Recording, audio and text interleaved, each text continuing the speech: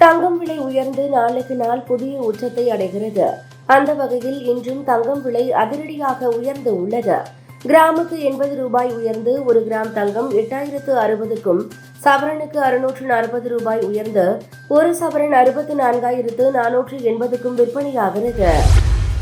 தைப்பூச திருவிழாவையொட்டி தமிழகம் முழுவதும் உள்ள முருகன் கோவில்களில் அதிகாலை முதல் பக்தர்கள் நீண்ட வரிசையில் நின்று சாமி தரிசனம் செய்தனர்.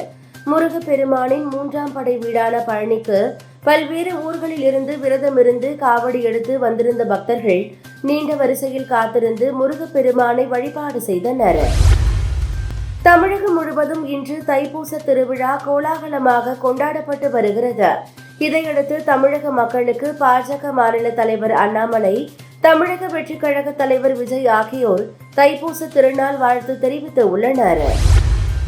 இந்திய ரயில்வே துறை நாடு முழுவதும் உள்ள 32,428 காலி பணியிடங்களை ரயில்வே பணியாளர் தேர்வு வாரியம் மூலம் நிரப்ப உள்ளது. அதில் தமிழகத்திற்கு உட்பட்ட தென்னக ரயில்வேயில் மட்டும் 2,694 பணியிடங்கள் உள்ளன. இதற்கு கல்வி தகுதி SSLC படித்திருந்தால் போதுமானது என அறிவிக்கப்பட்டுள்ளது.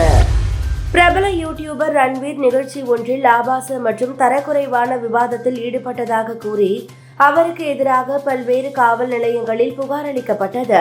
இந்த நிலையில் ரன்வீர், அல்லாஃபாடியா மற்றும் சில யூடியூபர்கள் மீது வழக்கு பதிவு செய்யப்பட்டுள்ளதாக அசாம் முதலமைச்சர் தெரிவித்துள்ளார். மேற்கு வங்காளத்தில் அடுத்த ஆண்டு சட்டசபை தேர்தல் நடைபெற உள்ளது. இந்த தேர்தலில் ஆளும் திரிணாமுல் காங்கிரஸ் தனித்தே போட்டியிடும் என கட்சித் தலைவரும் முதல் மந்திரியுமான மம்தா பானர்ஜி கூறியுள்ளார்.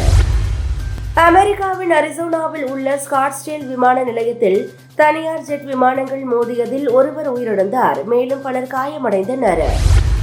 இங்கிலாந்தில் குப்பையில் இருந்து கண்டெடுக்கப்பட்ட ஹாரி பாட்டர் நாவலின் முதல் பதிப்பு புத்தகம் 22 லட்சத்திற்கு ஏலம் போனது. இங்கிலாந்து அணிக்கு எதிராக நாளை நடைபெறும் 3வது ஒருநாள் போட்டிக்காக இந்திய அணி வீரர்கள் அகமதாபாத் சென்றடைந்தனர்.